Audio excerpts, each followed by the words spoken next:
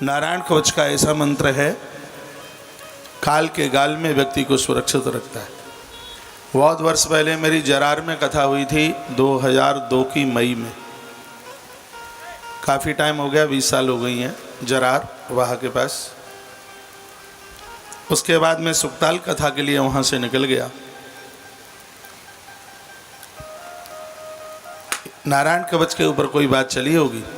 एक युवान बालक कहता है, बोलता है कि मेरी माँ बच गई, बिजली ने मेरी माँ को पकड़ लिया और मैंने नारायण कवच का उच्चारण किया, उसी समय लाइट चली गई। भले ही लाइट को अपने आप ही जाना रहा हो, लेकिन श्रद्धा विश्वास तो है कि नारायण कवच के प्रभाव से ही लाइट चली गई। मैं आग्रहपूर्वक निवेदन करूंगा, घर से बाहर निकलते समय हनुमान जी के 12 नाम, हनुमान चालीसा या नारायण कवच का यह मंत्र ओम विष्णवे नमः, इसका उच्चारण करके जो घर से बाहर निकलता है उसके जीवन में कभी भी आघात नहीं हो सकता।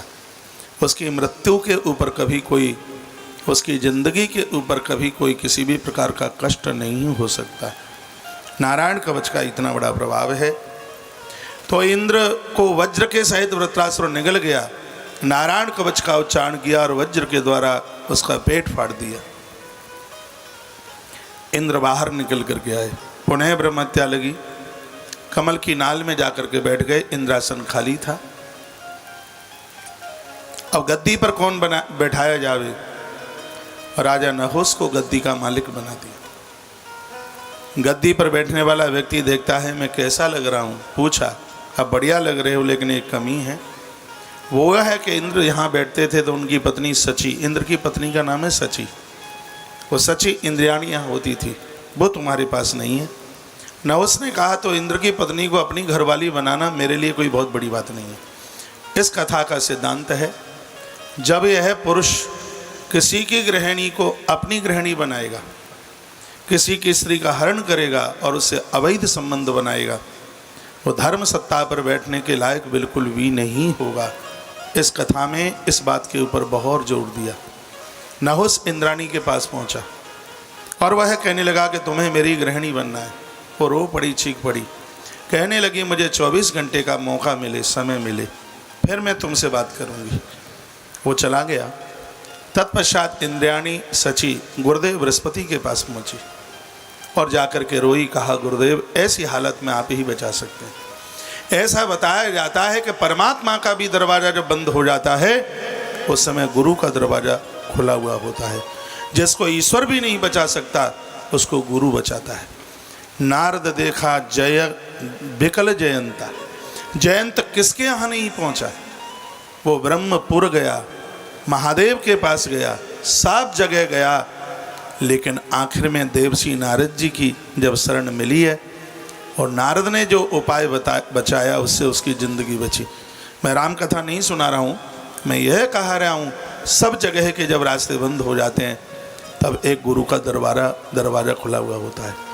जीवन में कभी ऐसी कोई दिक्कत हानि हो, घर परिवार से आप रूठ जाएं, कुआ पोखर नहीं करना, पंखे से नहीं लटकना, सड़क के सामने लेटना नहीं है, घर से भागना नहीं है, ऐसी स्थिति और परिस्थिति में गुरुजनों के आश्रमों का सहारा ले लेना, जिंदगी बच जाएगी। ये महापुरुष होते ही इसलिए, ये साधु होते ही इसलिए हैं जिनके लिए कहा गुरुर ब्रह्मा, हरिवंश पुराण का श्लोक है ये, जो हम बराबर बोलते हैं ना, 3-4 श्लोक है, हरिवंश पुराण के श्लोक। एक श्लोक आप बोलते हैं कर्पूर गौरम करुणावतारम, लिंग पुराण का श्लोक है ये कब बोला गया? जब भगवान शंकर का विवाह हो रहा था तो भगवान नारायण ने इस श्लोक बोला था, कर्पूर गौरम। भगवान महादेव ने एक श्लोक बोला जिसमें सागर मंथन में से लक्ष्मी ने गले में माला डाली, और वो श्लोक आप सब बोलते हैं, लेकिन ये पता नहीं होता कि कहाँ का है। वो विष्णु पुराण का है। मंगलम भगवान विष्णु मंगलम गरुड़ोध्वजा मंगलम पुंडरीकाक्षम मंगलायतनम हरि। ये प्रेस वाले इस श्लोक को बिल्कुल गलत ही छापते हैं। मंगलाय तनु नहीं है, मंगलाय तनम हरि। प्रातः इस श्लोक को बोलिएगा। इसी श्लोक के अर्थ में गोस्वामी जी की बड़ी सुंदर चौपाई है। मार्कंडेय पुराण में एक श्लोक है इसी के ऊपर, सर्व मंगल मांगल्ये शिवे सर्वार्थ साधिके शरण्य। तो मैं वहीं लौट करके आ रहा हूँ गुरु की महिमा में, गुरुर ब्रह्मा। देखिए मैं बात कहते कहते कहीं इधर उधर निकल जाऊं, लेकिन लौट के मुझे वहीं आना है। गुरुर ब्रह्मा गुरुर विष्णु गुरुर्देव महेश्वरा। एक साधक ने कहा मेरा गुरु ब्रह्मा है, संतुष्टि नहीं मिली, सोचा विष्णु बड़ा तो नहीं है, फिर कह दिया नहीं मेरा गुरु विष्णु है, फिर लगा अरे महादेव तो बड़ा नहीं है, फिर कहा नहीं मेरा गुरु तो महेश्वर है, फिर लगा कि इन तीनों को बनाने वाला कोई और तो नहीं है, तो गुरु साक्षात परम ब्रह्म है। ऐसी श्रद्धा शिष्य की गुरु के प्रति होती है। अभी 7वें स्कंद में आप सुनेंगे तो भगवान कहते हैं कि मैं ही तो तुम्हारे लिए गुरु बनकर तुम्हारा समाधान करने के लिए उतर के आता हूँ। 7वें स्कंद में भगवान बोले, वो 8वें स्कंद में गजेंद्र मोक्ष के समय पर भगवान बोले। एक बार जयकारा लगाइए, बोलो भक्तवत्सल भगवान की जय हो, श्री हनुमान जी महाराज की जय हो। तो सची इंद्राणी गुरुदेव के चरणों में थी। कहा गुरुदेव मैं बहुत परेशान हूँ और नहुस मुझे अपनी घरवाली बनाना चाहता है, मेरा कल्याण करो।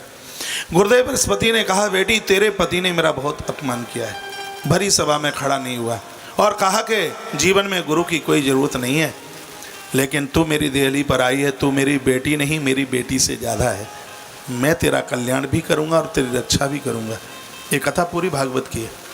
कहा बेटी नहुस आवे तो उसको कहना कि दुल्हन को पालकी में ले जाया जाता है और ऐसी पालकी लेकर के आओ जिस पालकी में अभी तक कोई कभी जुताई ना हो, जिस पालकी में अभी तक कोई बैठा ही ना हो, ऐसे उसमें कहार होने चाहिए। नहुस आया, नहुस को वही बात बोल दी। नहुस ने सोचा कि अरे गरुड़ पर तो नारायण बैठा है, नंदी पर महादेव बैठा है, शेर बहुत बढ़िया है लेकिन उस पर तो दुर्गा बैठी है, अब मैं क्या करूं? तो सोचने लगा कि इन ब्राह्मणों के कंधों पर आज तक कोई नहीं बैठा, इनको मैं जोतता हूं।